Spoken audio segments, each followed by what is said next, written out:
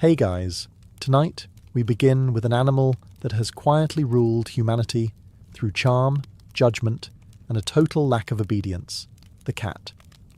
So before you get comfortable, take a moment to like the video and subscribe, but only if you genuinely enjoy what I do here. And let me know in the comments where you're tuning in from and what time it is for you. It's always fascinating to see who's joining us from around the world. Now, dim the lights, maybe turn on a fan for that soft background hum, and let's ease into tonight's journey together. It all started with humanity's favourite bad habit, optimism.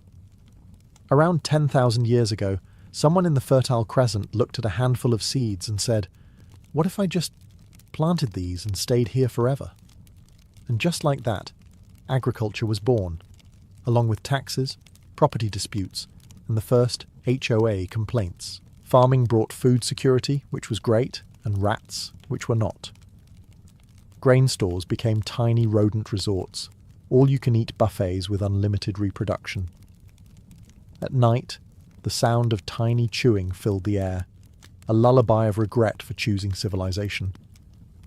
Then came the African wildcat, Felis sylvestris libica, the desert's answer to pest control. Sleek, silent, and fundamentally unimpressed, it strolled into human camps like it owned the lease. It didn't come to help, it came to hunt. But the result was the same. Fewer rats, fewer diseases, and one very confused species of early farmer, wondering why this furry little sociopath kept hanging around. No one tamed the first cats. There was no domestication event. It was more like an extended hostage negotiation. The cats stayed because the food was easy, and the humans tolerated them because the rats weren't. It was the world's first symbiotic relationship, built entirely on mutual indifference. Every now and then, a particularly brave farmer tried to pet one, and learned a valuable lesson about boundaries. The cats didn't purr, they hissed, bit, and went right back to work. And yet, over generations, something strange happened. The least violent cats lived longer around humans, and the humans, against all logic, started liking them. Stockholm Syndrome, but with whiskers. Eventually, cats realized that glaring silently while providing minimum effort guaranteed free food. A lesson that still forms the backbone of every modern feline-human relationship. The rats kept coming. The cats kept killing. And humanity, for the first time in its history, entered into a stable, long-term partnership that didn't immediately end in fire. No contracts, no loyalty, just a quiet understanding. You handle the vermin, and we'll pretend you're cute.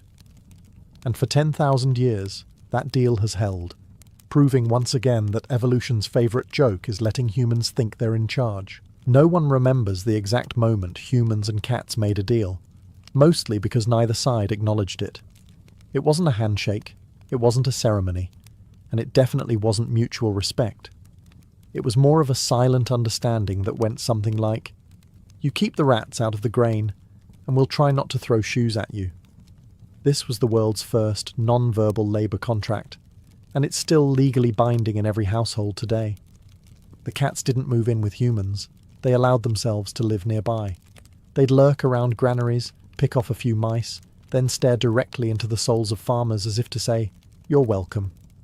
And the farmers, bless their desperate hearts, mistook that cold indifference for cooperation.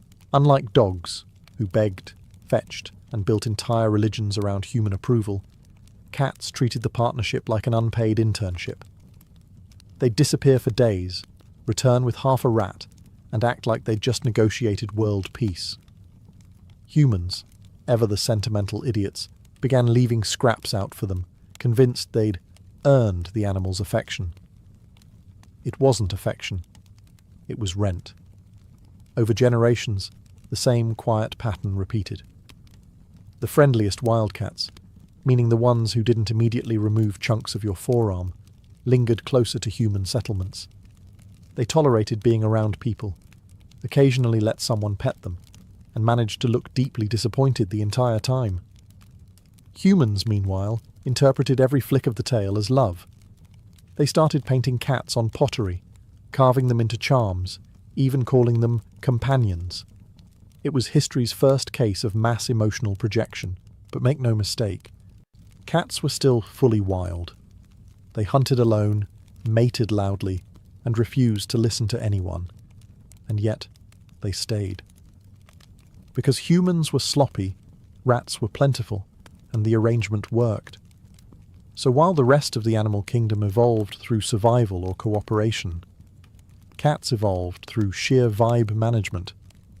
They gave nothing, demanded everything, and got it anyway.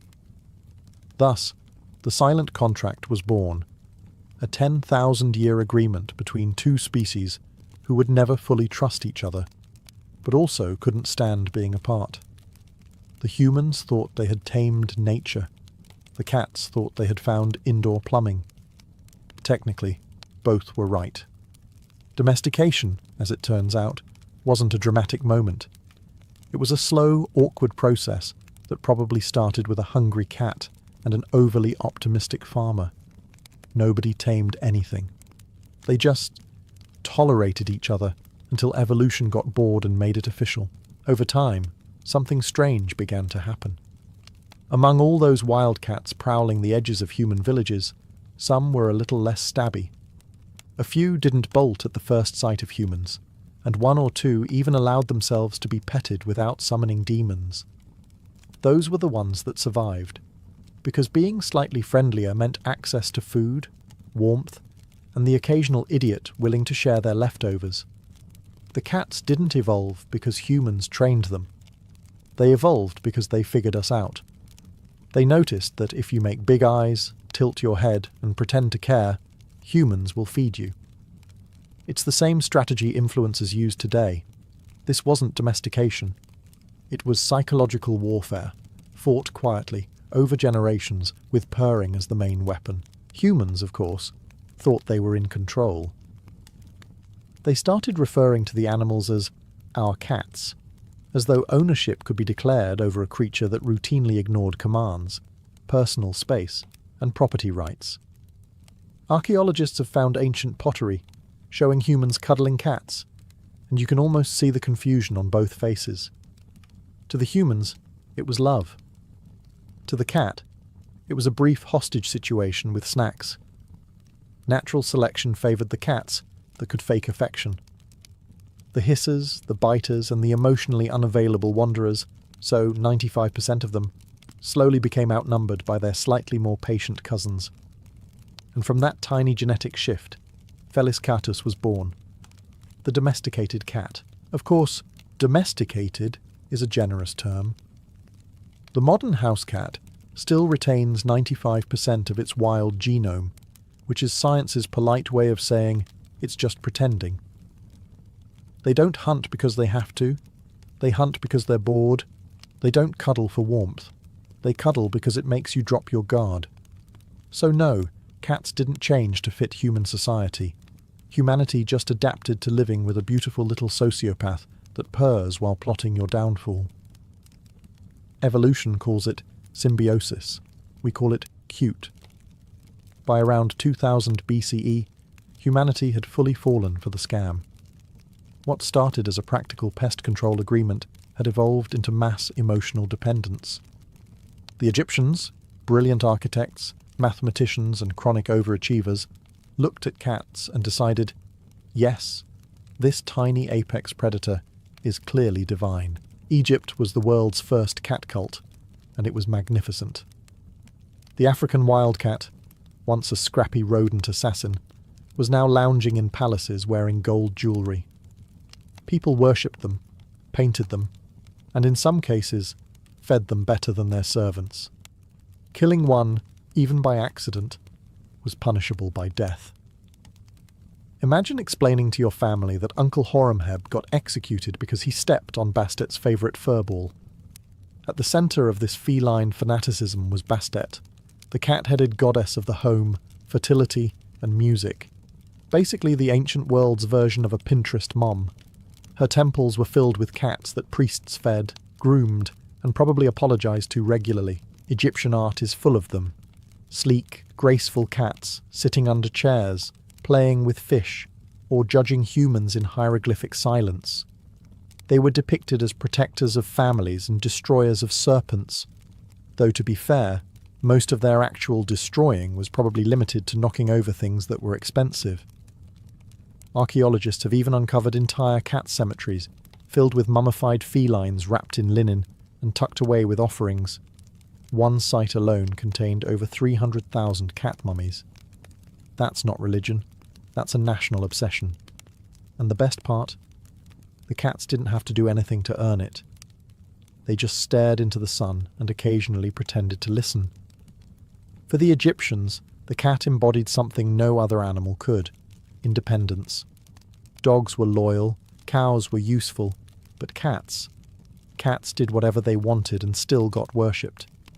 It was the ultimate power move, and humans for once respected that. So by the time the pyramids were standing and the pharaohs were mummifying their pets, one thing was certain: cats had already won. They went from rodent hunters to living gods in just a few thousand years, and they've been coasting off that reputation ever since. If you wanted proof that ancient Egypt had gone completely cat-brained, you didn't have to look far. You just had to look up. Everywhere you went, there she was. Bastet, the lioness-turned-house-cat goddess, smiling serenely from temples, jewellery, and the occasional household altar. She wasn't just worshipped, she was adored. Originally, Bastet was a fierce lion-headed war deity, the kind who'd maul your enemies and look good doing it. But over the centuries, she mellowed. People started depicting her as a domestic cat, gentle and protective. In other words, the gods had done what every cat owner eventually does. They went soft. Her cult exploded across Egypt. Bastet became the patron of music, fertility, motherhood, and, most importantly, good vibes. Her temples in Bubastis were legendary, filled with cats lounging on sunlit altars, purring like tiny engines of holiness. Pilgrims travelled for days to leave offerings: gold trinkets, baskets of fish, and occasionally entire mummified cats. Because apparently, nothing says devotion like gift-wrapping your pet for eternity. Killing a cat, even by accident, was a death sentence. There's an account of a Roman soldier who killed a cat in Alexandria and was torn apart by an angry mob before the pharaoh could intervene. That's right. The empire that conquered the world couldn't survive a domestic feline incident. To the Egyptians, cats weren't pets. They were protectors. They guarded the home from snakes, rodents, and evil spirits, which, statistically speaking, made them more effective than most priests. Families kept them near cradles to watch over infants. Some even believed a cat's purr could heal, a theory modern science still hasn't entirely disproved, though mostly because no one's willing to argue with a cat. Bastet's popularity turned Egypt into the first recorded cat utopia. Temples became sanctuaries where cats could eat, sleep, and ignore worshippers in peace, which honestly still sounds like paradise. Through Bastet, cats ascended from helpful pest killers to divine intermediaries, living proof that the quickest way to immortality is to convince humanity you're slightly mystical and extremely photogenic. It was the perfect arrangement. Egypt gave them temples. The cats gave them indifference, and somehow both sides thought they were the blessed ones. If you thought cats being worshipped was the peak of Egyptian devotion, think again. The ancient Egyptians didn't just love their cats, they wanted them to outlive them, which, let's be honest, was already happening naturally. Welcome to the era of cat mummification, a booming industry of spiritual embalming, linen wrapping, and mass feline flattery. Archaeologists have uncovered cat necropolises, literal cities of the dead, filled with millions of tiny mummies, each one neatly wrapped, labelled, and buried with the kind of ceremony most humans could only dream of. The idea was simple. Cats were sacred to Bastet, so giving one a proper burial brought good fortune in the afterlife. It's the same logic people use today when lighting a candle for their Wi-Fi router. Egyptians believed that by offering cats to the goddess, they were ensuring protection, fertility, and happiness, which is impressive, considering cats don't protect, reproduce on command, or make anyone happy for longer than 5 minutes. But the system got commercial. Demand for mummified cats skyrocketed, and temple priests saw a business opportunity. Entire breeding operations emerged, raising kittens purely for ritual sacrifice. It's dark, yes, but also the earliest example of a full-scale pet economy. Bastet's temple was basically Amazon Prime for divine offerings. Order one cat mummy, receive spiritual blessings in 2 to 3 business days.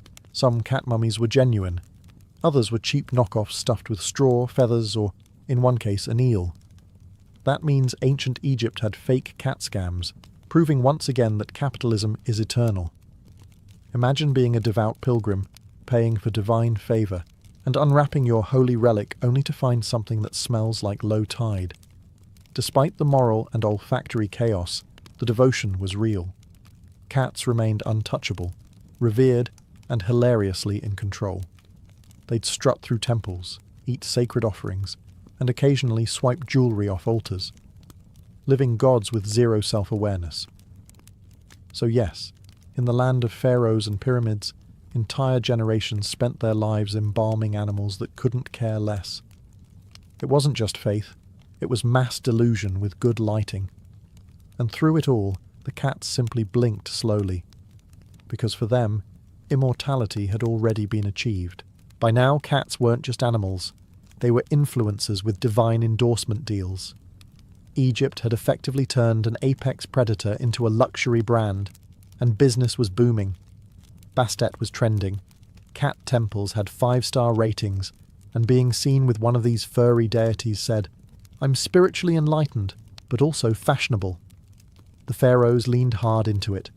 Cats appeared on jewellery, pottery, and tomb walls. The message was clear. If you wanted eternal life, it helped to have a cat staring disinterestedly at you while you died. Priests called them symbols of purity. Artists called them muses. Realists called them what they were, tiny narcissists with murder mittens. And they had marketing. The Egyptian artisans who depicted cats knew their audience. Cats were drawn lounging, sleek and perfect, sometimes even wearing gold earrings. No one painted the version that yowled at 3 a.m. or brought half-dead lizards to your doorstep. The myth was carefully curated, the first ever feline PR campaign. Cats became shorthand for divine poise, the living manifestation of balance between chaos and grace. Which is ironic, considering their actual behaviour consisted mostly of knocking fragile things off tables and staring blankly at walls. But the Egyptians were committed. They saw that contradiction and called it mystery. Every noble household had cats, not for pest control anymore, but for prestige. A cat walking into a banquet was like a celebrity cameo. Guests would bow, servants would offer milk, and the cat would ignore everyone because it had more important existential things to do, like staring at the ceiling. The higher classes even began breeding cats selectively, not for friendliness, but for aesthetics. Sleeker coats, darker stripes, more regal stares. Egypt didn't just invent the concept of royalty, it invented the concept of looking royal while doing nothing. In short, cats had gone full divine influencer. They didn't have to perform, contribute, or even care. Their beauty was their power. The more detached they seemed, the more humans adored them, proving that ancient Egypt didn't just worship cats, it invented the modern celebrity. And while humans built statues and shrines in their honour, the cats simply blinked once, slowly. Egypt's greatest civilization reduced to their marketing department. As Egypt basked in its golden age of cat worship, another, quieter revolution was happening. Cats were going global. They didn't plan it, of course. Cats don't plan anything beyond nap here and kill that. But thanks to human trade routes, they began their great accidental migration, the cat diaspora. You see, ships in the ancient world were floating buffets for rodents. Grain, food stores and ropes, all prime real estate for vermin. And sailors, desperate to not have their bread eaten or their toes nibbled, started bringing cats aboard. Not because they loved them, but because they worked. Sort of. The cats did what they always do. They showed up, killed a few mice, napped in the sun, and occasionally knock something valuable into the sea. Sailors didn't mind. A cat on a ship was good luck. Unless, of course, it stared into the dark corner of the hull for too long, in which case the crew assumed it had seen a ghost, and everyone panicked. From the Nile to the Aegean, cats spread through trade like furry little diplomats of chaos. Egyptian merchants brought them to Greece, Phoenicia, and eventually Rome, where they were welcomed as both pest control and conversation pieces. It was the Bronze Age's version of a viral trend. Every port wanted a cat because Egypt had cats, and Egypt was cool. Unlike most animals, cats didn't need to be domesticated in each new place. They just stepped off the boat, saw the local rats, and started working freelance. The species didn't spread because humans wanted companionship. It spread because humanity had crumbs. As centuries passed, the cat became the unsung backbone of maritime history. They guarded granaries, accompanied armies, and slept through most of it. They crossed deserts, oceans, and borders, leaving paw prints in temples and tombs from Persia to Pompeii. And wherever they went, they left the same impression: efficient, mysterious, and ever so slightly condescending. Civilizations rose and fell. Empires burned. Philosophers debated the nature of the soul. The cats just kept travelling, surviving, and quietly judging every human innovation along the way. So while humans conquered the world for glory, cats did it by accident, and with much better posture. When cats finally padded their way into ancient Greece, they entered a civilization obsessed with beauty, order, and geometry. 3 things cats respect in theory, but destroy in practice. Before the feline invasion, Greeks relied on weasels for pest control. Yes, actual weasels, shrieking, feral little chaos gremlins who lived in people's homes and occasionally bit them. So when sailors brought over sleek Egyptian cats that didn't smell like death or steal your sandals, it was love at first nonchalant glance. Cats fit perfectly into the Greek aesthetic. They were elegant, self-contained, and completely indifferent, which, coincidentally, is how most philosophers described the gods. The Greeks admired restraint and composure, and the cat was basically the embodiment of both. Even Aristotle would have respected an animal that could ignore you so efficiently. Soon, cats became the new pets of the upper class, not the working kind of pets, like dogs, but the ornamental kind, like furniture that occasionally blinked. In Athens, they lounged in courtyards, basking in sunlight and existential superiority. Poets wrote about them, artists painted them, women adored them, perhaps recognizing a kindred spirit in a creature that was graceful, mysterious, and always slightly unimpressed. Meanwhile, the cats didn't care. They were still doing their job, hunting mice, lounging by oil lamps, and occasionally climbing onto important scrolls at exactly the wrong time. Every civilization that hosted them learned the same lesson. A cat will solve your rat problem, but it will replace it with an ego problem. The weasels, of course, were furious. They lost their jobs overnight. You can almost imagine them holding tiny picket signs outside granaries reading, "Egyptian imports are ruining local business." But nobody listened. Cats had better PR and much better fur. By the time of the Hellenistic period, cats had secured their place as both pest control and status symbol, the animal version of a philosopher's toga. They didn't obey commands, but they didn't need to. Simply existing gracefully was enough to make Greeks worship them. It was the perfect cultural fit, one society obsessed with reason and one animal that operated entirely without it. The Greeks tried to understand cats. The cats understood everything and just pretended not to. When the Romans adopted cats, they didn't just get pets. They got furry anarchists that ignored every social structure Rome ever invented.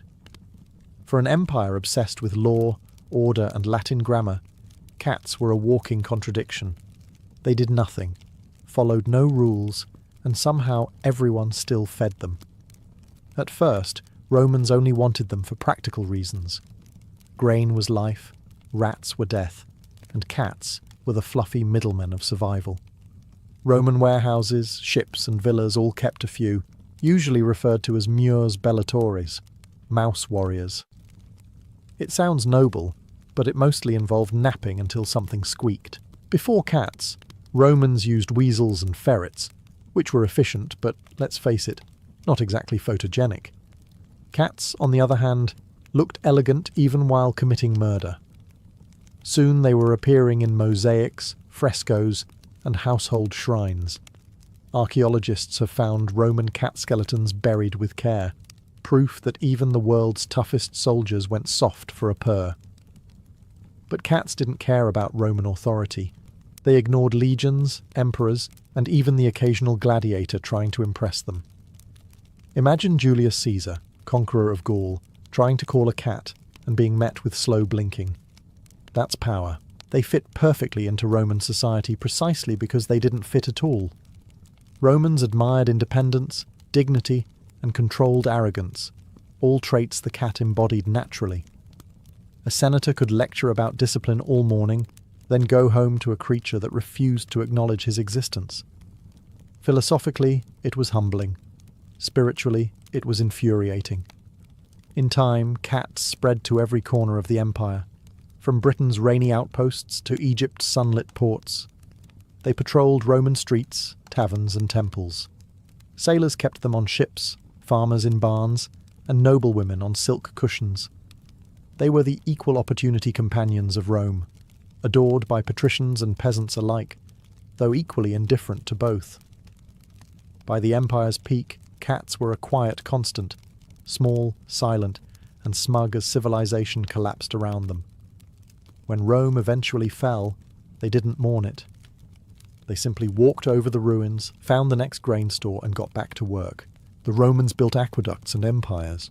The cats built legacies, one paw print at a time, while the cats of Egypt and Rome were busy reclining on cushions and perfecting the art of being worshipped. Something entirely different was happening thousands of miles east. In ancient China and Southeast Asia, a new species of cat-human cooperation was forming, not out of religion or romance, but out of sheer agricultural desperation. Here, farmers had a different kind of problem. Rice paddies, silk stores, and more rodents than anyone had time for. Enter the Asian leopard cat, Prionilurus bengalensis, smaller, wilder, and slightly more psychotic than its African cousin. It was a sleek, spotted hunter that didn't meow so much as it judged you in high definition. Unlike Egypt's pampered tabbies, these cats weren't divinely adored. They were tolerated like eccentric tenants who refused to leave. Farmers noticed that when these cats showed up, the mice disappeared. So they did the logical thing. They put out food and hoped for the best. The cats, predictably, took the food, murdered a few rodents, and never said thank you. This wasn't domestication. It was parallel evolution with a side of emotional distance. 2 continents, 2 human populations, and 2 completely separate species of wildcat, both coming to the same conclusion. These hairless apes might be worth freeloading off over generations. Some leopard cats became calmer, or at least stopped trying to claw their landlords. Farmers even started breeding them, which historians agree must have been an ambitious and deeply regretful decision. But these Asian domesticated cats never quite lost their wild streak. They were more decorative than affectionate, and while they excelled at pest control, they still regarded humans as suspicious roommates. In essence, they were the prototype for every modern cat that lets you pet it once, then disappears for 2 days. This second domestication event didn't last forever. Eventually, trade brought African cats eastward, sleeker, more adaptable, and slightly less murdery. The local cats were politely phased out, like an outdated software update that still occasionally crashes. Still, for a time, 2 distinct feline civilizations thrived, one basking in Egyptian gold, the other prowling Asian rice fields. 2 evolutionary branches, one shared personality, beautiful, mysterious, and absolutely uncooperative.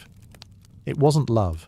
It was global conquest, achieved through silence, cuteness, and total disregard for instructions. For a brief, glorious moment in history, the world was divided, not by empire or ideology, but by cats. On one side, the African wildcat sleek and self-assured, lounging in Mediterranean villas like a furry aristocrat. On the other, the Asian leopard cat, smaller, moodier, and living out in the rice fields like an underpaid assassin. These weren't just different breeds. They were different worldviews. The African cats were refined opportunists. You feed me, I'll let you think you own me. The Asian ones were pure freelancers. You exist, and that's fine. Don't make it weird. For a few thousand years, both civilizations coexisted without knowing the other existed. Two parallel feline societies separated by geography and the mutual belief that humans were kind of idiots. And then, inevitably, global trade ruined everything. As sailors and merchants began hopping between continents, the African cat went full colonizer. Adaptable, sociable, by cat standards, and slightly less homicidal, it spread eastward, to India, to China, even to the jungles of Southeast Asia. The local leopard cats didn't stand a chance. Within centuries, their bloodlines faded, absorbed by their cooler, calmer cousins. Geneticists call this introgression. Historians might call it the feline version of cultural assimilation. But to the cats, it was probably just Tuesday. The Asian leopard cats didn't vanish entirely.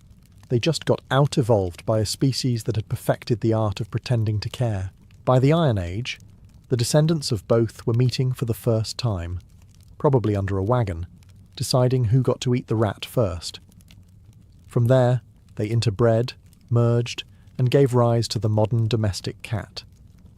A creature whose DNA still carries the memory of both ancestors, the African hunter's confidence and the Asian loner's distrust. Scientists today can literally see this double heritage in a cat's genes, and, frankly, in its personality. One moment it's affectionate, the next it's plotting your demise. It's not moody, it's bicultural. So yes, humanity domesticated cats twice, and the cats, in return, agreed to tolerate us once. They merged not for love nor loyalty, but simply because it was convenient. And if that isn't the purest expression of evolution, nothing is. By the time cats reached medieval Europe, they'd spent thousands of years perfecting their strategy. Stay quiet, look adorable, and let humans do the heavy lifting. It was working brilliantly, until Europe, in its infinite wisdom, decided that anything independent, quiet, and nocturnal must be working for the devil. Welcome to the Middle Ages, a time when logic was burned at the stake. Cats, especially black ones, suddenly went from holy protectors of the harvest to alleged servants of Satan. Why? Because they stared too long, they moved too gracefully, and they didn't bark on command. In other words, they were guilty of being cats. The church led the charge, accusing cats of witchcraft, heresy, and general suspicious vibes. Monks preached that their glowing eyes were portals to hell. Priests warned that witches could turn into cats at night, and the peasants, who already feared thunder, mirrors, and literacy, panicked. The result? A continent-wide cat purge. Thousands were killed, burned, or thrown from towers in the name of spiritual hygiene. It was a rough time to have whiskers. Even just feeding a stray could get you accused of consorting with the occult. Humanity, in one of its proudest moments, declared war on its own pest control system. The cats, naturally, withdrew. They went feral, vanished into barns and forests, and probably muttered something equivalent to, "Good luck, idiots." Without cats, rats flourished. Grain stores filled with droppings, towns swarmed with vermin, and fleas multiplied unchecked. Europe was becoming one giant biological warning label. The irony was almost cosmic. The very animal accused of summoning evil had been keeping real evil, in the form of plague-ridden rodents, at bay. This was the great medieval mistake, a case study in superstition triumphing over survival instinct. Humanity had managed to turn its best ally into an enemy, and nature took notes. The cats, of course, didn't care. They'd been worshipped by gods and murdered by fools. Both experiences probably felt about the same, and while preachers droned about demons, the rats threw a party. A very large, very infectious party that would soon wipe out half of Europe. The moral? Never fire your best employee during a crisis. After centuries of treating cats like demonic freeloaders, Europe finally got what it deserved, a biology lesson written in corpses. It began quietly in the mid-14th century, a few rats on a few ships, carrying fleas full of Yersinia pestis, a bacterium with no sense of humour and an excellent work ethic. Within months, the Black Death was on tour. People blamed everything except the obvious. Some blamed the stars, others blamed foreigners. Many blamed God, who by that point was probably muttering, "I gave you cats for a reason." Towns emptied, crops rotted, and priests gave last rites faster than anyone could invent hand sanitizer. Meanwhile, the rats had a golden age. With cats nearly extinct from superstition and paranoia, the rodent population exploded. Fleas jumped, diseases spread, and human civilization turned into a cautionary tale. The cats, watching from the outskirts, probably took notes on how quickly humans could destroy themselves without assistance. By 1350, entire cities were ghost towns. 1/3 of Europe was gone. If there had been a medieval Yelp, the continent would have received 0 stars and a "would not recommend." The irony was thick enough to choke on. The church had condemned cats as evil, and now evil had shown up, microscopic, contagious, and delivered by the rats the cats used to eat. Eventually, people started to notice the pattern. Villages that still had a few cats seemed less dead. Maybe, just maybe, the furry little devil's helpers weren't so demonic after all. Slowly, cautiously, cats crept back into towns, like divine retribution wrapped in fur. They hunted the rats, reduced the fleas, and restored a semblance of balance. Of course, humanity didn't apologize. It never does. Instead, they just acted like the whole thing had been part of the plan. The church quietly stopped mentioning cats in sermons, peasants began feeding strays again, and the plague, insulted by the sudden competence, moved on to Asia. By the 15th century, the cat had reclaimed its throne, not through worship or politics, but through sheer, unbothered survival. While Europe buried its dead, the cats just yawned, stretched, and went back to work. The only creatures in history to win a holy war by doing absolutely nothing. When the smoke of the Middle Ages finally cleared, and half of Europe had either died, prayed itself hoarse, or invented new diseases, the cats returned. Not marching triumphantly, of course. That would have required enthusiasm. They just appeared one morning, stretching on rooftops, blinking at the sunlight, and pretending they'd been here the whole time. Europe didn't so much welcome them back as quietly pretend the whole demonic servant of Satan thing had been a misunderstanding. Towns that once hunted cats were now begging for them. Farmers built little shelters, nobles adopted them as house mascots, and monasteries kept them in libraries to guard against mice, a kind of reluctant holy reinstatement. The cats, naturally, accepted this redemption arc with total emotional neutrality. They didn't forgive, they didn't forget. They just resumed pest control and passive-aggressively shed on church manuscripts. To them, the plague had merely proven a point. Never underestimate the consequences of firing your best employee. By the Renaissance, cats had evolved from cursed creatures to cultural icons again. Painters included them in family portraits. Scholars kept them in studies. Queens paraded them as living jewellery.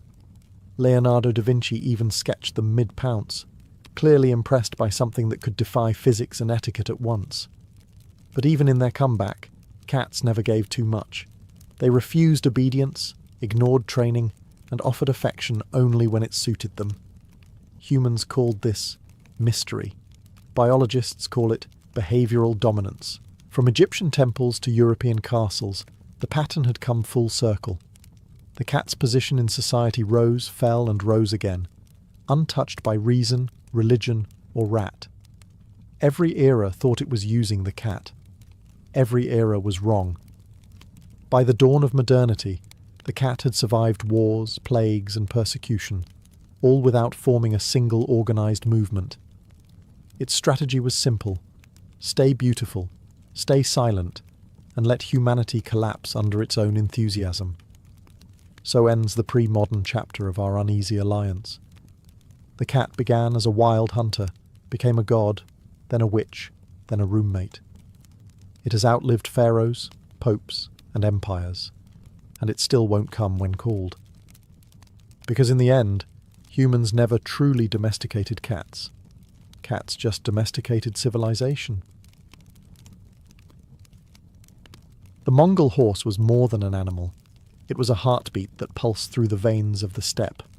Without it, the Mongol Empire would have been impossible. Every conquest, every migration, every battle depended on these short, muscular creatures with eyes that mirrored the horizon. They weren't bred for beauty, but for survival. They didn't prance, they endured. On the frozen plains where lesser beasts would perish, Mongol horses grazed through snow, scraping the icy crust with their hooves to reach the brittle grass below. To a Mongol, a horse wasn't property. It was kin. Herds roamed freely across the endless landscape, marked only by subtle brands and the memories of their masters. A Mongol could recognize his own horse's neigh amid 1,000 others. He could tell, by the rhythm of its steps in the dark, which one carried him home. There was no need for fences or barns. The land itself was their stable, and the sky their roof. From childhood, boys and girls alike were tossed onto the backs of colts before they could properly walk. Riding wasn't a skill, it was a birthright. Children learned balance on the moving back of life itself, clutching manes, not saddles. A Mongol child might fall, bleed, and rise again, but he would never fear the horse. Fear was for those who didn't belong to the wind. The horses themselves were unlike any in the world. Sturdy, broad-headed, with manes that tangled in the storms, they carried warriors from sunrise to moonlight without complaint. They needed no shelter, no grain, no comfort. Their strength came from the same hunger and cold that forged their riders. A good horse could sense a coming snowstorm before the clouds gathered. Another could find its way home through the pitch-dark steppe, guided only by memory and magnetism. In Mongol belief, the horse's spirit was sacred. Songs were sung to them, not about them. Warriors whispered to their mounts before battle as if speaking to a trusted comrade. To strike a horse unjustly was a sin. To lose one in cowardice was shame. The Mongols lived because their horses lived, and through them they conquered the world. For the Mongols, breeding horses was never a matter of design. It was a pact with nature.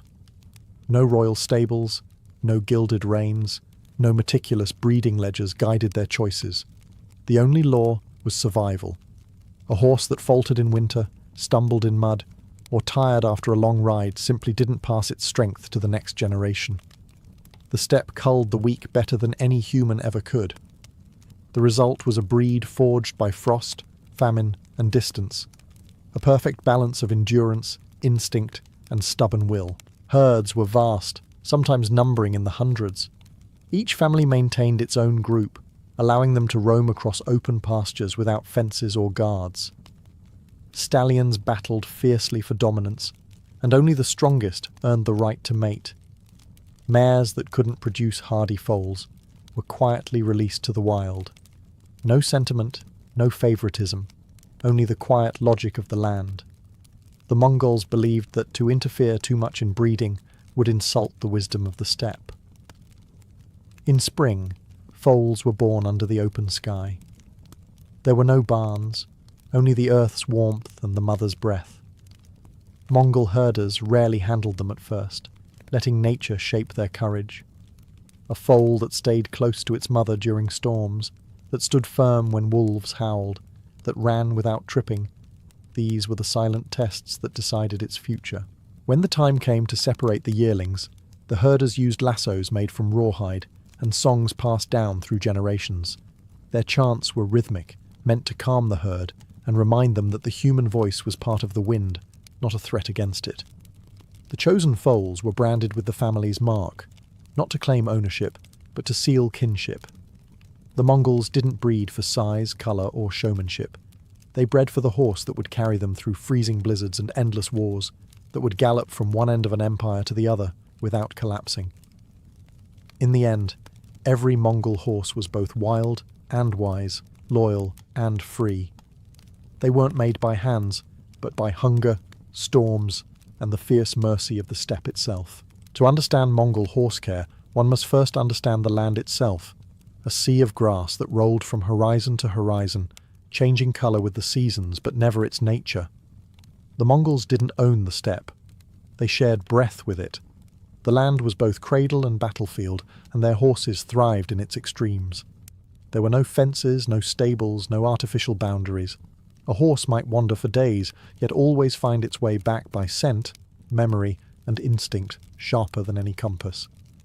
Each family's herd was part of a larger rhythm.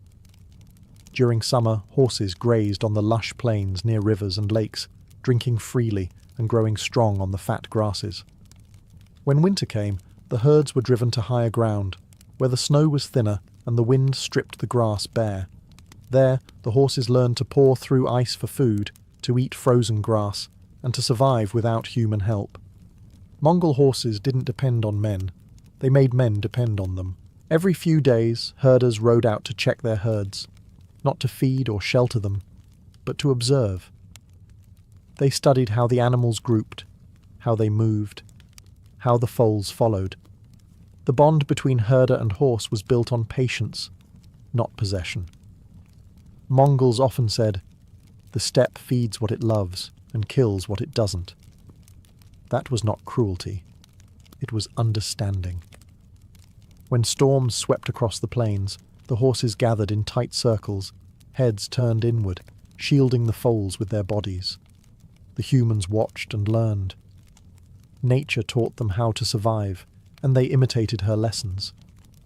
Mongol tents, called gurs, were round for that reason, the shape of endurance. Horses were never overworked or broken. After long campaigns or journeys, they were released to heal naturally. A warrior might own 100 mounts, rotating them between rest and battle, ensuring no single horse was ever driven to exhaustion.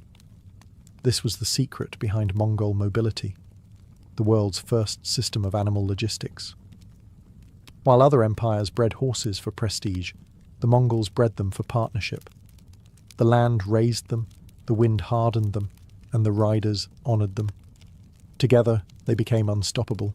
A Mongol's relationship with his horse was intimate, practical, and sacred all at once. Every drop of sustenance the steppe offered came through these creatures: milk, sweat, and sometimes blood.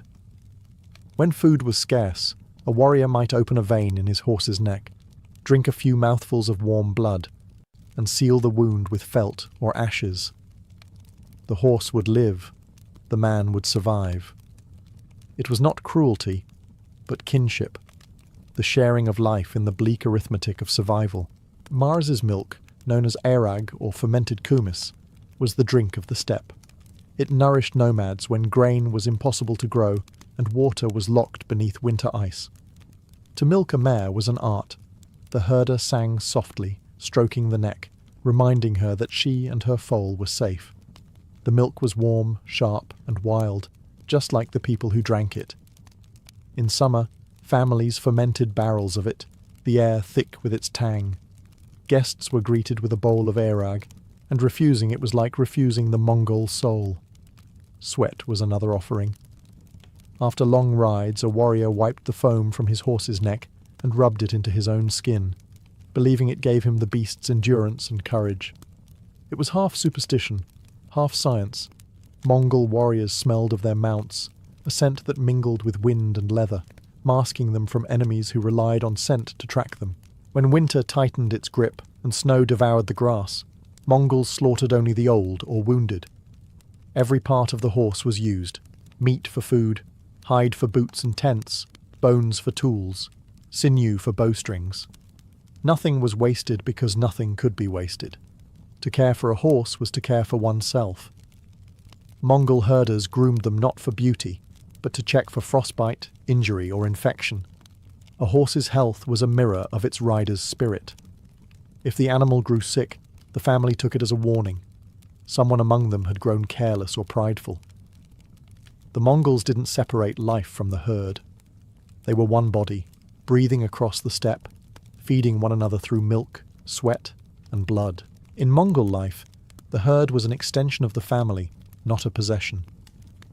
The horses grazed freely, and yet every man, woman, and child knew which animals were theirs. A family's fortune could be measured not in coins, but in hoofbeats, the rhythm of life echoing across the plains. Each horse had a name, often inspired by its colour or temperament. Wind's Child, Iron Hoof, Cloud Stepper. These weren't poetic indulgences but emotional bonds, spoken with the same affection reserved for kin. Women played a vital role in managing the herds. While men rode off to war or trade, it was often the women who milked, tamed, and tended to the animals. A skilled Mongol woman could ride as fiercely as any warrior and read the behaviour of the herd like a poem written in motion. She could tell which mare was ready to foal, which stallion was restless, and which young horse was destined to be a champion. Their eyes were their tools, their intuition sharper than any instrument. Children were introduced to the herd as soon as they could stand. Their toys were miniature saddles and bows, and their first lessons were about how to approach a horse gently, how to listen to its breathing, and how to fall without fear. Falling, in fact, was a rite of passage. A child who fell and rose without tears earned laughter and praise. The Mongols believed bravery began not in battle, but in the bond between rider and horse. During migrations, the herd moved with the family, forming part of the caravan that rolled endlessly across the grasslands. Horses carried not just warriors, but household goods, yurts, and even children bundled in furs. The herds grazed at night, while the families slept under the stars, guarded by the dogs and the hum of wind through horsehair ropes. There was no sharp divide between human and animal. Both were children of the same steppe. The Mongols believed that the horse's spirit lingered even after death, watching over its former rider. When a great warrior died, his favourite horse was often released rather than slain, set free to wander, to find its master again in dreams or in the wind that swept across eternity. Training a Mongol horse was not an act of domination. It was a conversation. The Mongols didn't break their horses as many settled civilizations did. They taught them through rhythm, repetition, and respect. A Mongol herder would spend days simply being near a young horse, speaking softly, mimicking its movements, letting trust grow like grass after spring rain. Only when the bond was visible in the animal's calm eyes would training begin. The first step was desensitization. Foals were introduced to sounds of wind, drums, and the crackle of fire early, so that nothing on the battlefield would frighten them. Children, light and agile, were often the first to mount them, bareback, with only a rope around the neck. The horse learned to follow shifts in weight rather than the pull of a bit. By adulthood, it could respond to the faintest pressure of a knee or the whisper of a command. Unlike the heavy war horses of Europe, Mongol mounts were small, often no taller than 13 hands, but their strength was hidden in endurance. They could travel 100 kilometers a day without tiring, thrive on minimal feed, and cross rivers or deserts with equal ease. A well-trained Mongol horse could gallop for hours, then stop on a dime, spin, and charge again. Obedient not from fear, but from partnership. Archery practice was a cornerstone of training. Riders would shoot arrows at full gallop, teaching their horses to maintain balance and speed without direction. The animals learned to anticipate their rider's rhythm, to slow slightly as the bow was drawn, to surge forward when the shot released. Over time, horse and rider moved as one being, breathing in sync. A Mongol horse could even find its rider after being separated in battle. Many accounts from enemies told of riderless horses returning to their camps, their saddles blood-stained, their eyes fierce and searching. The Mongols believed this loyalty came from the horse's spirit, bound by trust, not ownership.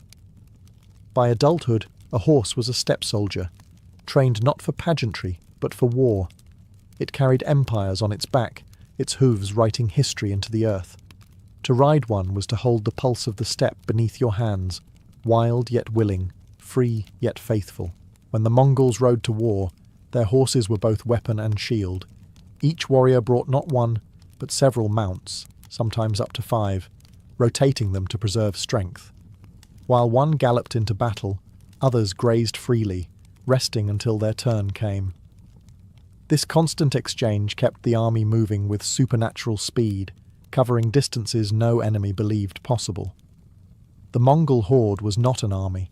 It was a tide of horses that never stopped moving. On campaign, the care of the animals came before sleep or food.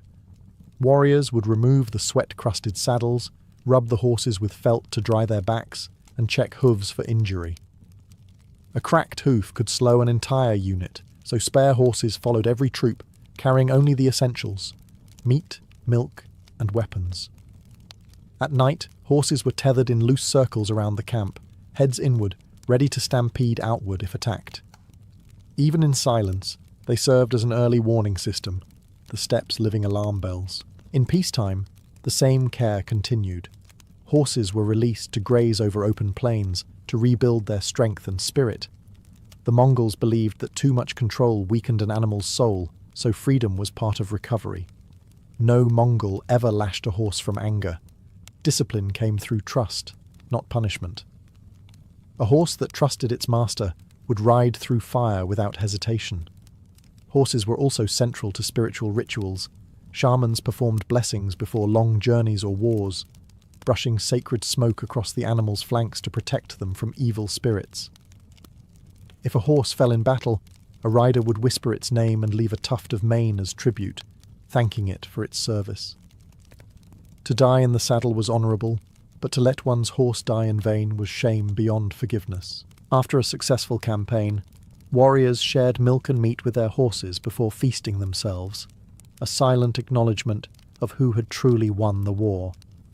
Peace, too, was a time for gratitude. Horses that had carried leaders or survived great distances were released to roam, forever free on the plains they once conquered. The Mongols understood a truth few civilizations grasped. Empire was built not on men alone, but on the endurance of their horses.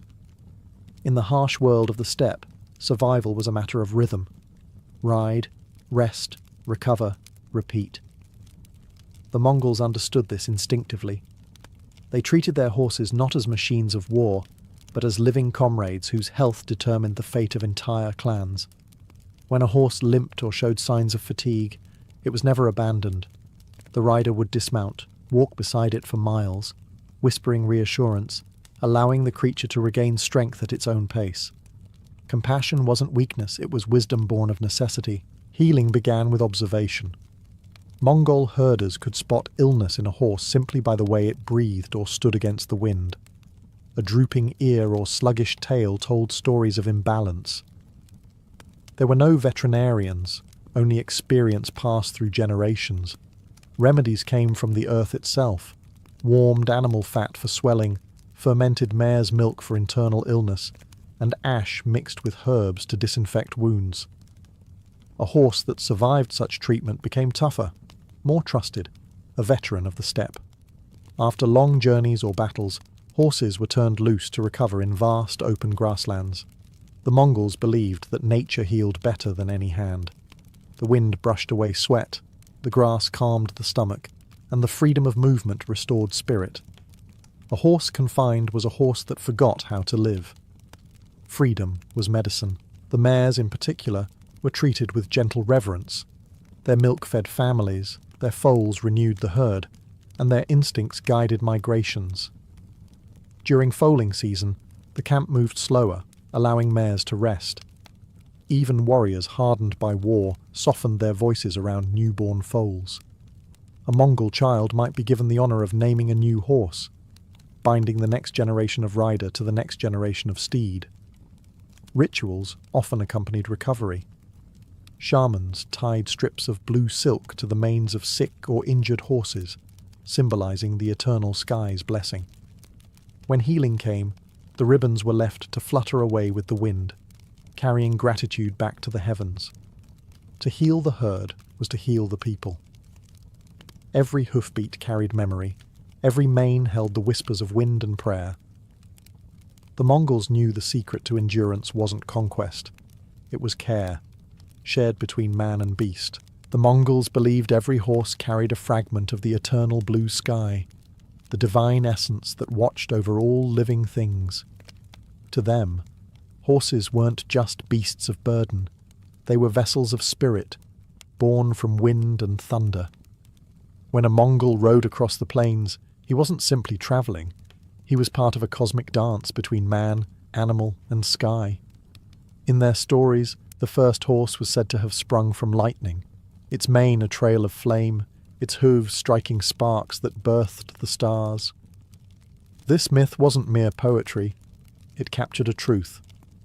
The Mongols saw motion as sacred. Stillness meant death, but to ride meant life. Every gallop was a prayer, every snort a hymn to the sky god Tengri. When horses died, they weren't forgotten. Their skulls were sometimes placed atop hilltops or near river crossings, their hollow eyes facing the horizon. Travellers passing by would whisper blessings or tie blue silk ribbons, kadags, around their bones, thanking them for their service and asking for safe journeys ahead. Even in death, the horse remained a guardian of the steppe. During festivals, herders gathered to race their finest mounts, testing speed, endurance, and loyalty. There were no saddles, no whips, just rider and horse, flying together as one. Victory wasn't just pride, it was proof that the spirits favoured the family's herd. The winners weren't merely celebrated, they were blessed. Milk was poured onto the earth in offering, and songs rose into the wind, carrying gratitude to the heavens. The Mongols lived and died in the saddle. Their empires rose from the dust beneath hooves, their legends carved by speed and endurance unmatched in history. But beneath the power and conquest lay something gentler, a reverence that bound human and animal beyond words. A Mongol without his horse was like a sky without clouds, a flame without air. The horse's breath kept the rhythm of the world alive, its heart beating in time with the steppe itself.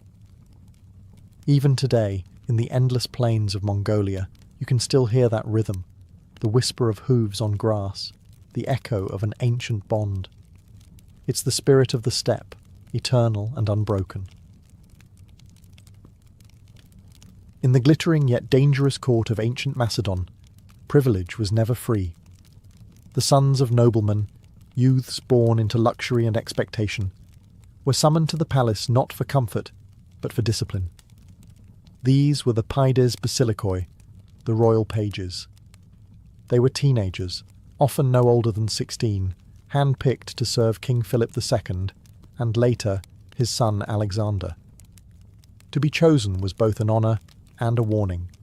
One was brought close to power not to enjoy it, but to prove loyalty to it. The life of a page began at sunrise. They weren't princes in training. They were attendants, shadows to greatness. They guarded the royal bedchamber, fetched weapons, poured wine, and ran messages during councils of war. They listened more than they spoke, memorizing every gesture, every tone of command. A careless word could end a family's favour. A single act of courage could secure its rise. Macedon's future generals began not with swords in hand, but with their heads bowed before the king. Yet this service was no humiliation, it was education. These boys lived among warriors and strategists. They watched Philip himself drill phalanxes, negotiate with rivals, and drink like a conqueror. Every order shouted in the courtyard, every punishment delivered for disobedience, was a lesson in monarchy and survival. They learned how to ride, fight, and, most importantly, how to obey. But beneath the surface of discipline ran something deeper: intimacy. The pages dined with the royal family, shared in festivals, and accompanied the king on hunts. Bonds formed, between youth and ruler, between the future and the present. These relationships were often emotional, even romantic, blurring the line between loyalty and affection. Macedon's court thrived on such tensions. Devotion to the king was as personal as it was political. When a page reached adulthood, he was expected to emerge not just skilled in warfare, but moulded in spirit, a soldier, diplomat, and companion who understood the heartbeat of the throne. Some would fall in disgrace, others would rise to legendary ranks. From these boys came the men who would one day ride with Alexander across Asia, the first generation of the Hetairoi, the companions. Their service began in silence, but it would echo through empires. Life as a royal page in Macedon was designed to strip arrogance and replace it with discipline. These boys, born into privilege, quickly learned that the palace was no playground. It was a forge. Every moment was a test of loyalty, courage, and restraint. They attended the king's hunts, served at his table, and stood guard through the night. It was said that the king slept more soundly when surrounded by the sons of his nobles, for no man would dare plot rebellion when his own heir stood as the king's servant. Training went beyond chores. Pages were schooled in reading, rhetoric, and the art of persuasion, skills that would later make them diplomats and commanders. But the true education lay in the drills. They practiced horseback riding until their thighs burned, learned to draw the Macedonian bow, and sparred in the courtyards where laughter was rare and bruises were frequent. They were taught not to flinch at pain, not to question orders, and never to turn their backs on their comrades. King Philip understood that loyalty wasn't inherited, it had to be conditioned. The pages were deliberately placed in positions of trust and temptation. They carried his weapons, guarded his tent, and even bore his messages to generals and queens. To betray such confidence would mean not only one's own death, but the ruin of one's entire family. The system was brutal, yet ingenious.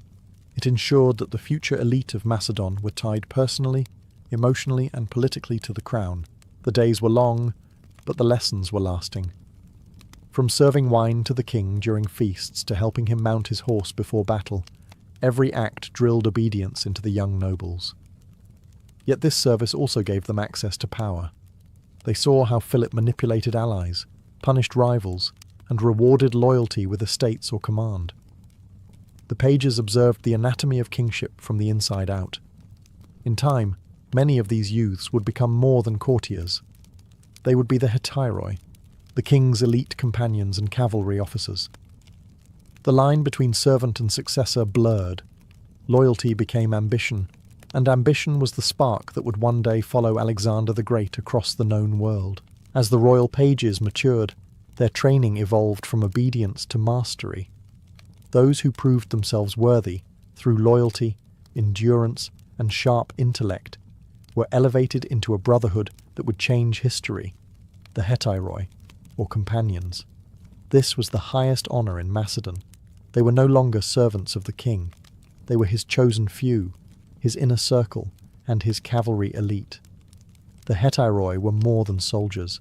They were bonded to the monarch by friendship, shared danger, and mutual respect. A page who became a companion was granted not only a horse and armour, but also proximity to the throne. To fight beside the king was both a privilege and a burden. Every man in the companion cavalry was expected to die before allowing harm to reach the monarch. Their loyalty was not demanded. It was proven in every charge. The origins of this institution stretched back to Philip II, who reshaped Macedon's military into a war machine. He knew that a king's safety could not rely on mercenaries or politics. It needed men who loved him as they loved their own kin. The young nobles who had grown up serving him were ideal candidates. They had seen the man behind the crown.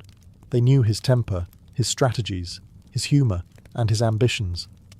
That familiarity bred not contempt, but devotion. By the time Alexander inherited his father's throne, the Hetairoi had become the backbone of Macedon's military genius. These were not common soldiers. They were thinkers on horseback, warriors trained in both combat and counsel. Alexander expanded their role, making them his advisors and confidants during campaigns. When he charged into Persia, he rode at the head of the companions, a gleaming spear point of discipline and daring. Yet this transformation, from page to companion, was not guaranteed. Many boys never made it that far. Some faltered under pressure, Others fell in training, and a few learned that proximity to power was as dangerous as any battlefield. But for those who succeeded, immortality awaited. Their names, Clytus, Hephaestion, Ptolemy, would be remembered not as servants of a king, but as brothers of an empire. The Hetairoi were born from loyalty, but they lived on through legend. To be a companion was not merely to serve the king, it was to share in his soul. The Hetairoi of Macedon were bound to their ruler by oaths deeper than family ties, and sometimes by emotions that defied politics. In the royal court, affection and loyalty were intertwined. The Greeks might call it philia, the love between men forged through shared struggle. But in Macedon, it was something fiercer. These bonds were born in youth, during the years as royal pages. The boys lived together, trained together, bled together. They watched each other grow from frightened nobles' sons into hardened horsemen. That intimacy created a loyalty no bribe or threat could break. The king's presence intensified it. To serve him was to orbit a living son, both life-giving and dangerous. A word of praise from the king could make a boy immortal. A moment of anger could ruin his family. Under Philip and later Alexander, the line between companionship and love often blurred. Alexander's bond with Hephaestion was the most famous. Two souls, as one ancient writer put it, sharing one heart in two bodies. Their relationship reflected Macedonian ideals, a union of loyalty, intellect, and bravery. Hephaestion had once been a page, serving humbly before standing at Alexander's side as general and confident. His love was not seen as weakness, but as proof of devotion that made him fearless in battle and wise in counsel. These relationships strengthened the Macedonian war machine. In the phalanx and cavalry, no soldier wanted to fail in front of his comrades, or worse, before his king. Shame was more feared than death. When they rode into battle, the companions didn't just fight for conquest, they fought for each other's eyes, for the honour of being remembered by those who mattered. The bonds of the Hetairoi were tested repeatedly, in court intrigues, on distant battlefields, and in moments of jealousy. Alexander rewarded devotion, but despised betrayal. Those who broke faith met swift punishment, for in his mind, treason against him was treason against love itself.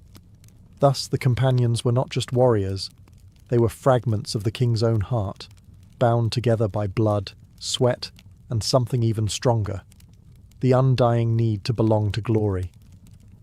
Becoming a companion required more than noble birth, it demanded transformation. The same boys who once poured wine and tended horses for the king now had to prove they could command men, survive the front lines, and act with unshakable resolve. Their education as pages had forged loyalty. Now came the crucible of war. Macedon's army was not a playground for aristocrats. It was a proving ground that swallowed the weak. Training began with the horse.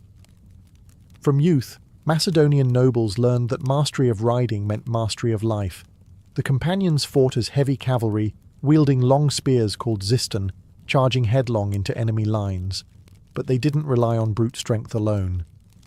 They learned precision, how to pivot their mounts at full gallop, strike, retreat, and strike again.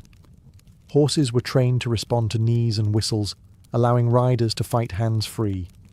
Every movement had to flow like breath, for hesitation meant death.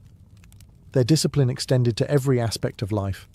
Meals were simple, sleep was short, and drills were relentless.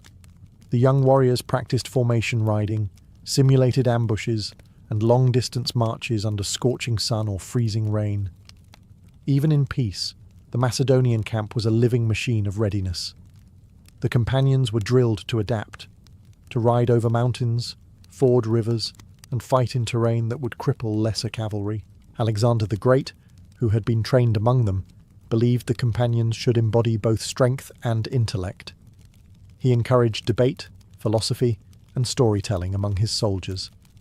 They were expected to think like generals, not just fight like brutes. To follow Alexander was to embrace his restless mind, to see conquest not as bloodshed, but as destiny. The bond between rider and horse mirrored that between companion and king. absolute trust, built through patience and trial. A good horse would die before abandoning its rider, and the same was expected of the man. In return, both were honoured. After battles, Alexander would walk among the wounded, praising the horses as much as the men who rode them. To the Macedonians, courage was not the absence of fear, but the mastery of it. And in mastering themselves, the companions became something more than soldiers. They became the living embodiment of Macedon's power, intellect, and ambition. Within the Macedonian court, the Hetairoi were not just soldiers, they were the king's shadow. To outsiders, they appeared as generals and companions, but to those inside the royal sphere, they were the machinery of the monarchy itself. They guarded his person, shared his table, and advised him on matters of politics, diplomacy, and war. Every decision the king made echoed through the voices of these men who had once been his pages. When Philip II ruled, the companions were extensions of his ambition. They carried his strategies across Greece, spreading Macedonian dominance one campaign at a time. Philip dined and drank with them, listening to their opinions, encouraging debate, but always reminding them who sat at the head of the table. For Philip, the Hetairoi were both brothers and tools, cherished, trusted, and occasionally sacrificed. Under Alexander the Great, that relationship deepened into something mythic. He had grown up among them, shared their tutors, their hunts, their bruises. They were not courtiers to him. They were fragments of his own past, elevated to immortality. His tent became a moving court where the companions discussed philosophy, war, and destiny. Men like Hephaestion, Ptolemy, and Perdiccas were not mere advisors. They were the scaffolding upon which Alexander's empire was built. In battle, the king led from the front, and his companions rode beside him. Their armour gleamed brighter, their spears struck truer, not because they were better men, but because they rode for a friend they called king. When Alexander charged, they followed without hesitation, forming the unbreakable wedge that shattered Persian lines again and again. To fail him was unthinkable. To die for him was glory. But being part of the inner circle was perilous. The closer one stood to the sun, the greater the risk of burning. Jealousy, rivalry, and suspicion brewed among the companions, especially as Alexander's divinity grew and his temper darkened. Some fell victim to his wrath, others to their own pride. Still, the idea of the Hetairoi endured, a king surrounded not by sycophants, but by equals in courage. They were Macedon's finest creation, a fusion of friendship and power, intellect and loyalty, welded together by the flame of kingship itself. When the companions thundered into battle, the earth itself seemed to tremble beneath them. The Hetairoi were the cutting edge of Macedon's war machine, its spearhead, its heartbeat.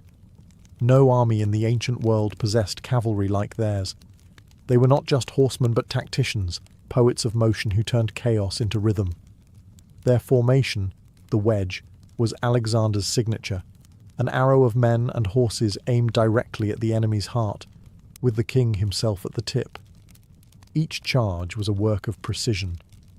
Trumpets would sound, the phalanx would lock shields, and the companions would wheel forward, their long Xyston spears levelled like a forest of bronze. Dust and thunder filled the air. To their enemies, it looked like madness. To them, it was music. They rode in perfect synchronization, each man trusting the rider beside him more than his own life. They knew that one mistake, a hesitation, a broken line, could spell disaster. At the Battle of Chaironea, the young Alexander first led the companions into combat beside his father. His charge shattered the Athenian line, proving the power of unity between man and king. Years later, at Gaugamela, when facing the full might of Persia, Alexander repeated the maneuver. Surrounded and outnumbered, he aimed his companions straight at Darius himself. The Persian army broke, not from numbers lost, but from the sight of Macedonian courage bearing down like fate. To be a companion in such moments was to live on the edge of mortality. The noise, the heat, the stench of blood, all vanished into a single focus. Protect the king, strike the enemy, do not fall. When the wedge broke through enemy ranks, it was not just a victory of arms. It was the culmination of years of loyalty, training, and brotherhood. After battle, the companions were the first to drink with Alexander, their armour still splattered with dust and blood. The king would walk among them, calling each by name, praising their valour, mourning their dead as brothers. In those moments, hierarchy dissolved. They were not nobles and monarch. They were men bound by triumph, by loss, and by the shared ecstasy of survival. For the companions, glory was not fame. It was the eternal memory of having charged beside a god. Power in Macedon was as intoxicating as it was perilous. For the Hetairoi, being close to the king meant walking a knife's edge. Every smile, every word, every silence carried weight. The same proximity that gave them glory also exposed them to envy, suspicion, and the deadly volatility of royal moods. In Philip's court, and even more so under Alexander, the favour of the king was both armour and target. Philip II had used charm and fear in equal measure to keep his companions loyal. One feast might end with gold and wine, another with a dagger in the dark. The young nobles learned quickly that loyalty was not only a virtue, but a survival skill. To question the king, even with good intentions, could be seen as treason. Yet to flatter him too eagerly invited mockery. The perfect companion was bold in battle, but humble at court, a balance few mastered for long. Under Alexander, the dangers multiplied. As his empire grew, so did his pride and paranoia. The man who had once embraced his companions as brothers began to view them as potential threats. Some of his closest friends fell victim to his suspicion. Clytus the Black, who had once saved Alexander's life at the Battle of Granicus, was struck down by the king himself in a drunken rage after daring to speak too freely. The tent that had once echoed with laughter now harboured whispers and fear. To be loved by Alexander was both a blessing and a curse. Hephaestion, his truest friend, was adored beyond measure, but even he bore the crushing weight of expectation. When Hephaestion died, Alexander's grief was apocalyptic. He ordered days of mourning across his empire, executed doctors, and deified his fallen companion. The message was clear. The king's affection was divine, and to lose it was a death sentence. Still, men vied for that affection. The companions understood that the king's favour was the only currency that mattered in a world built on conquest. They risked not only their lives, but their souls for it. In Macedon, the bond between ruler and warrior was never equal. It was an unending struggle between devotion and power, where love could elevate or destroy with a single glance. When Alexander the Great's campaigns finally ended, the world he built trembled under the weight of its own glory. The Hetairoi, who had once followed him from Macedon to India, stood as living relics of a vanished age, men who had seen gods bleed and kings weep. Their loyalty had shaped an empire, but without Alexander's unifying presence, that same loyalty fractured into ambition. The brotherhood that had once charged as one now found itself divided across continents. After the king's death in Babylon, the companions were torn between grief and opportunity. Some wept beside his body, refusing to believe the man who led them through deserts and victories was gone. Others, practical, hardened by years of conquest, turned immediately to politics. Ptolemy seized Egypt, Lysimachus took Thrace, Antigonus claimed Asia Minor, and Seleucus marched east. Each had once been a friend, a fellow page or companion. Now they were rivals, carving the empire like vultures circling divine remains. Yet, even as they fought one another, they carried the spirit of Macedon within them. The discipline, courage, and cunning forged in Philip's court and refined under Alexander did not die. The companions became kings, governors, and founders of dynasties that lasted centuries. Their cavalry formations influenced armies from Rome to Persia. The idea of the Hetairoi, a ruler surrounded by trusted warriors bound by personal loyalty, echoed across ages, from medieval knights to imperial guards. But there was tragedy in their triumph. The brotherhood that had once stood for loyalty above all became a memory. Beautiful, broken, and mythic. The same intimacy that had made the companions invincible also made their downfall inevitable. Without the king, there was no sun to orbit, no heart to bind them. Macedon, once unstoppable, became just another fractured kingdom on the map. Still, history remembered them, not merely as conquerors, but as symbols of perfect unity between man, horse, and destiny. Their graves stretch from Greece to India, silent beneath foreign skies, but their legend endures. The Hetairoi began as boys serving at a king's bedside, and ended as men who ruled the world. In their rise and fall lies the eternal truth of Macedon, that loyalty, when given to greatness, can shake the earth, and when betrayed, can shatter empires. In the royal halls of Macedon, the banquet table was a battlefield of a different kind. Beneath the flicker of torches and the scent of roasted meat, alliances were forged, rivalries exposed, and loyalty tested over goblets of wine. These feasts were not mere indulgence, they were extensions of the throne itself. To dine with the king was to step into the orbit of power, where every gesture, every toast, and every silence could shift the course of history.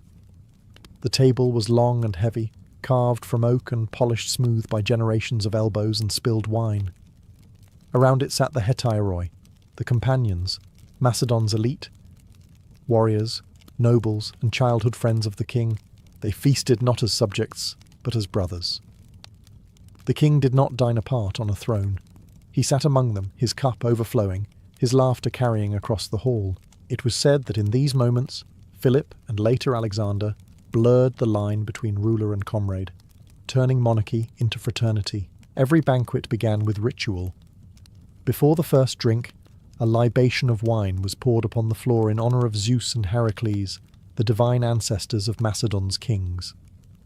The companions then lifted their cups in unison, swearing oaths of loyalty, to the gods, to the king, and to one another. Wine flowed freely, but these were not mindless revels. Behind the songs and laughter hid politics, subtle and sharp. A raised eyebrow from the king could grant favour. A jest taken too far could cost a man his position, or his life. Music filled the halls, lyres, pipes, and rhythmic clapping from soldiers who had faced death together. The air grew thick with smoke, laughter, and the smell of roasted lamb and honeyed bread. Yet amid the merriment, the underlying tension never vanished. Every man at the table knew that tomorrow they might ride to war, and tonight's toast could be their last. For the Macedonians, the banquet was a mirror of their world, half camaraderie, half contest. It was here that bonds were sealed with wine, oaths were whispered over spilled blood, and brotherhood was reforged in the shadow of kings. The feast was not just a celebration, it was a ritual of loyalty, courage, and destiny. No Macedonian banquet began without wine, and no wine was drunk without an oath. The vessel of camaraderie was also the cup of destiny. Each feast opened with a libation to Zeus and Heracles, the divine ancestors of the Macedonian kings. The first drops of wine were spilled onto the earth, symbolizing reverence to the gods who governed fate. Only then could men drink freely, knowing they shared in both mortal joy and divine witness. But these gatherings were not drunken free-for-alls. They were carefully staged rituals of loyalty and equality. When the king raised his cup, every companion followed. In that gesture lay a silent oath, an affirmation that their hearts beat in rhythm with the monarch's. One wine, one blood, the Macedonians said, for the wine they drank was not just fermented grape, it was the lifeblood of unity. The feasts often came before war. On the eve of battle, the king would pour a final libation, dedicating victory or death to the gods. The companions would touch their cups to their lips, eyes fixed on the king's as if to say, "Where you go, we follow." In that moment, the lines between ruler and subject disappeared. Every man was bound by the same fate, sealed by the same drink. Oaths made at the banquet were binding. A promise, sworn under the gaze of the gods and the king, could not be broken without consequence. To break such an oath was not just treason, it was sacrilege. The Macedonians believed the gods listened most closely when wine flowed, for truth revealed itself in the warmth of intoxication. And yet the ritual of wine also exposed the cracks within the Brotherhood. A single careless toast, a drunken jest, could ignite years of loyalty into flames of envy. Kings and generals alike fell to words spoken over the table. But still, they drank. Because to refuse the cup was to refuse the bond, to step outside the circle of fellowship that had carried Macedon from a small kingdom to the conqueror of the world. In every goblet, there was both celebration and peril. The wine united them, but it also reminded them that loyalty, like drink, could turn sour overnight. The Macedonian feast was not merely an affair of food and drink, it was a rite of unity sealed in wine and blood. When the torches burned low and the music softened, the mood shifted from revelry to ritual. The Hetairoi, the companions, rose from their seats, gathered around the king, and performed the ancient ceremony that bound them closer than family. A sacrificial animal, often a bull or a ram, was brought forth. The priest would invoke the gods of war and oaths, usually Ares, Zeus, and Heracles, calling them to witness the covenant about to be renewed. As the animal's blood spilled onto the earth, the companions dipped their hands or the tips of their swords into it. Each man then touched the king's cup, staining the rim red. It was not barbarism, it was symbolism. The blood meant life shared, danger shared, destiny shared. Afterward came the oath. The words were simple but absolute: loyalty to the king, protection of the Brotherhood, and death before betrayal. The Macedonians believed the gods punished oath-breakers in both life and afterlife. For them, loyalty wasn't political, it was sacred. A man who turned against his comrades turned against the divine order itself. Once the ritual ended, the tension eased. The men embraced, drank again, and shouted their war cries into the night. They smeared blood across their foreheads like war paint, laughing in the face of death. It was as if they were daring the gods themselves to test the strength of their bond. For these warriors, friendship was not born of sentiment. It was hammered in the fire of shared hardship. They had marched across deserts, crossed frozen rivers, and faced armies 10 times their size. The banquet ritual reminded them that they lived and died not as individuals, but as a single force. Later, when Alexander carried Macedon across Asia, he continued the same blood rituals before his greatest battles. At Gaugamela, before facing the vast Persian host, he and his companions shared wine mixed with sacrificial blood. The men who charged beside him that day did so, knowing their oath had already been sealed in the oldest currency of loyalty, the lifeblood of kings and brothers alike. As the wine deepened and the torches flickered low, music began to weave its spell across the Macedonian hall. The feast transformed into theatre, half ritual, half rebellion against mortality. For Macedonians, song was not entertainment, it was history, memory and prophecy sung aloud. Lyres plucked softly, flutes wailed like distant winds, and drummers kept the pulse of the army even in times of peace. The musicians were often soldiers themselves, men who had fought alongside the companions. Their songs praised courage, mocked cowardice, and reminded every man that glory was fragile. A well-placed verse could immortalize a warrior, or ruin him. One famous ballad told of Clytus the Black saving Alexander's life at the Battle of Granicus. Another, whispered in darker corners, hinted at his later death at the king's own hand. Macedonian music was both celebration and warning. During the feasts, the songs moved from light-hearted revelry to solemn chants. The companions would join in chorus, pounding their fists on the table in rhythm, shouting names of fallen comrades. It was not mourning, it was defiance. By singing of the dead, they kept them among the living. The hall would shake with voices calling to ghosts, laughter mixing with tears, as though the entire army, living and dead, feasted together under one roof. The king, too, took part. Philip was known to lead songs himself, his booming voice carrying over the crowd.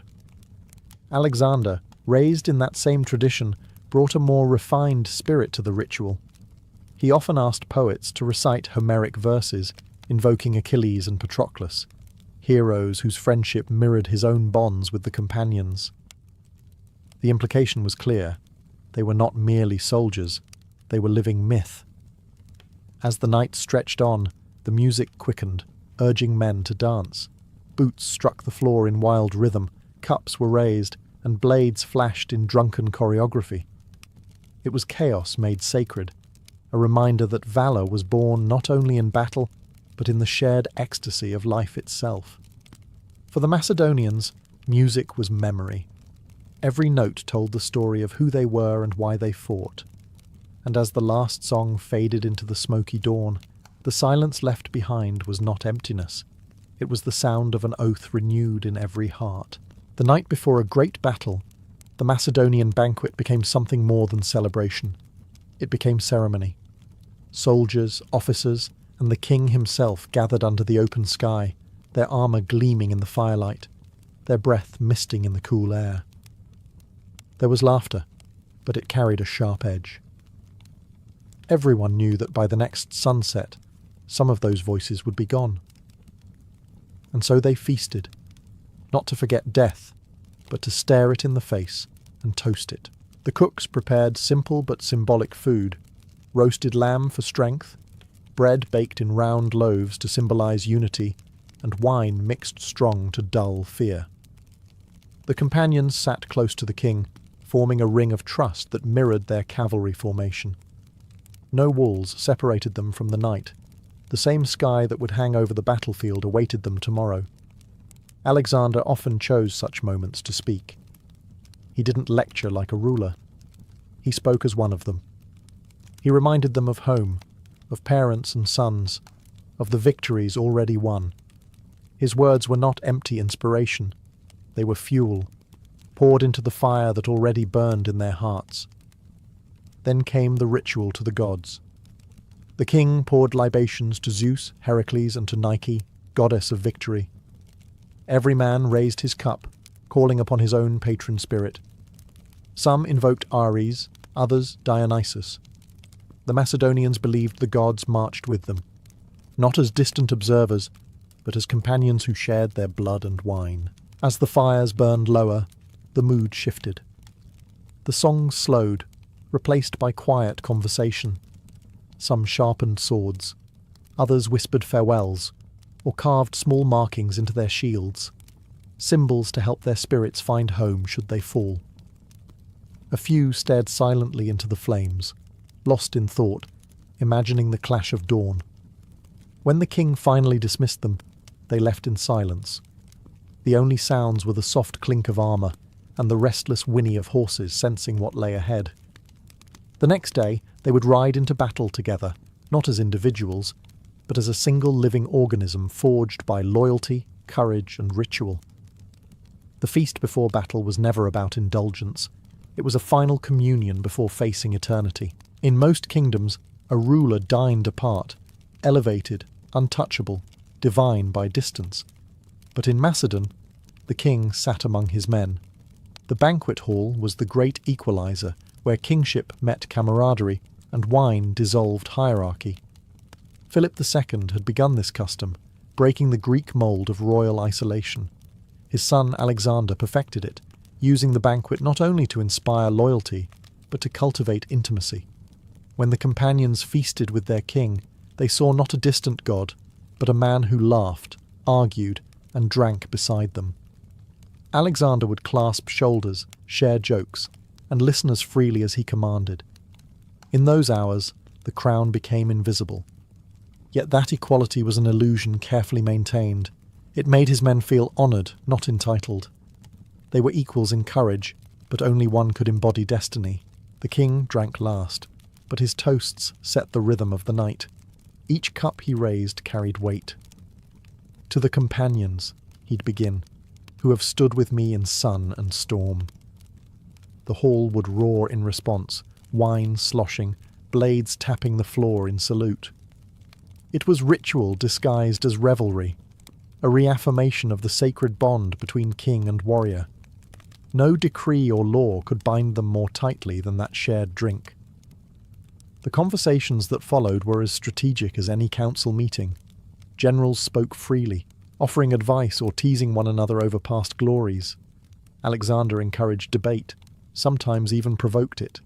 He wanted his companions sharp, fearless in speech, as in combat. But the line between honesty and insolence was perilously thin. One careless insult, one misread jest, could turn laughter into violence. Philip had learned this lesson brutally. One drunken insult from a noble once ended in bloodshed across the table. Alexander, too, would one day experience the same fate when Clytus the Black, his old saviour and friend, fell to his sword in a drunken quarrel. The banquet, for all its warmth, was a forge of both loyalty and tragedy. Still, the ritual endured because it captured the essence of Macedon, a nation built on shared strength, where the king was first among warriors, and the feast was the throne on which unity was crowned each night. No Macedonian feast ended without danger. Wine, in all its glory, carried both truth and destruction in equal measure. What began as a celebration of unity often turned into a crucible where tempers, jealousy, and pride boiled to the surface. For the Hetairoi, wine stripped away the masks of diplomacy. Under its spell, the brave became boastful, the loyal became bold, and the king himself became mortal, capable of rage as fierce as his love. Philip II's banquets were notorious for their volatility. He encouraged open debate, believing that honesty born of wine revealed a man's true character. Yet honesty, once unbridled, often drew blood. One drunken insult cost him his eye, another nearly his throne. Macedon's history was littered with scars inflicted at the table rather than the battlefield. Still, the king never abandoned the ritual. To him, danger was the proof of brotherhood. Only among true men could words wound as deeply as swords. Alexander inherited that same faith in fellowship, but his banquets carried the weight of empire. As his victories grew, so did the tension among his companions. Old friends resented new favourites. Veterans whispered against foreign customs creeping into Macedonian life. The wine flowed as freely as ever, but so did suspicion. It was during one such feast that tragedy struck, the infamous night when Clytus the Black, the man who had once saved Alexander's life, challenged his king too loudly and too honestly. Enraged, Alexander killed him with a spear. The hall that had echoed with laughter fell silent. The blood on the floor mixed with spilled wine, a grim reflection of the rituals that once bound them. The companions saw that even brotherhood had limits when tested by pride and power. Yet the banquets continued. To stop would have been to admit weakness, to break the very rhythm of Macedonian life. They drank again, toasted again, sang again, because to be Macedonian was to live with contradictions. The wine that united them also destroyed them, and they accepted both fates with equal courage.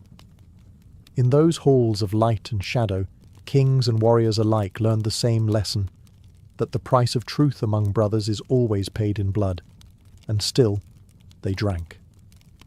After every storm came renewal. Even in the wake of bloodshed, the Macedonians clung to their brotherhood as if it were the only thing keeping the world from splintering apart. The day after a quarrel or a tragedy, the same men who had drawn swords over insults would meet again at the table. No apologies were spoken, only silence, shared cups, and the understanding that the bond of comradeship was stronger than words. This ability to heal without confession was what made the Hetairoi unbreakable. Their unity wasn't gentle. It was forged through friction, like iron in a smith's fire. Every argument, every wound, every death reminded them of their shared mortality. They had seen the worst in one another and still chose to stay.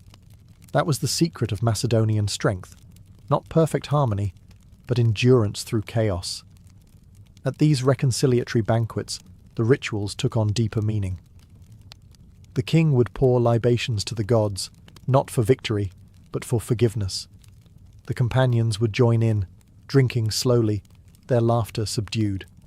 They toasted not the triumphs of battle, but the men who had fallen to pride and passion. Even Alexander, haunted by Clytus's death, sought purification through such feasts.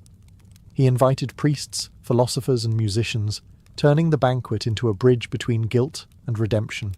The songs changed too. Gone were the wild chants of conquest. In their place came hymns to unity and remembrance. The companions sang of the river that carried both blood and wine, of brothers lost and found again in the endless march of destiny. The hall, once a place of rivalry, became a sanctuary, a space where warriors could remember that they were not gods, but men bound by shared fragility. By the time the cups were emptied and the torches burned low, something sacred had been restored. The Macedonians knew their tempers could ignite kingdoms, and their loyalty could found empires, but without reconciliation, both were meaningless. So they drank, not to forget, but to remember who they were together. Each renewed feast was a silent oath, that no matter how far they rode or how much blood was spilled, the Brotherhood would endure. Wine had broken them, yes, but it also mended them, again and again, long after the Macedonian Empire fractured, and the companions became kings of their own realms. The spirit of the banquet lived on. Across Egypt, Persia, and Asia, echoes of those nights in Pella and Babylon lingered. The laughter, the oaths, the blood spilled, and the songs sung. The feast had been more than a custom. It was the pulse of Macedonian identity. Wherever a former companion raised a cup, the old bond was reborn for a moment, glowing like an ember in the ashes of empire. In Alexandria, Ptolemy held banquets to honor the memory of Alexander, mixing Greek ritual with Egyptian grandeur. In Seleucia and Antioch, Macedonian generals turned kings imitated the old symposia, seating themselves among their captains, pouring libations to Zeus and Heracles, and retelling tales of the days when they had feasted with the boy who conquered the world. The ceremony had become myth, part nostalgia, part statecraft. To feast like Alexander was to invoke legitimacy, to remind everyone that they were heirs not just to a throne, but to a brotherhood. But the meaning of the ritual changed. The intimacy faded, replaced by politics. The kings who came after Alexander used banquets to display power, not share it. What had once been a circle of equals became a theatre of hierarchy. The toasts grew grander, the wine sweeter, but the laughter rang hollow.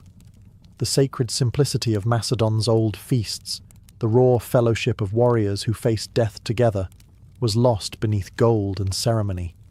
Still, the memory endured in legend.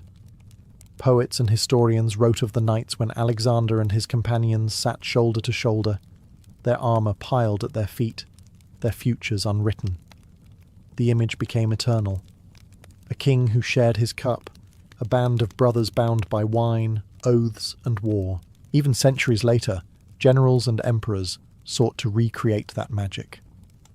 From Roman commanders in Gaul to Byzantine emperors in Constantinople, all borrowed the Macedonian model of unity through ritual dining. And though none truly matched it, the idea survived. The belief that loyalty is not forged in marble halls, but around firelight, where men drink as one before facing fate. The legacy of the Macedonian feast was never empire.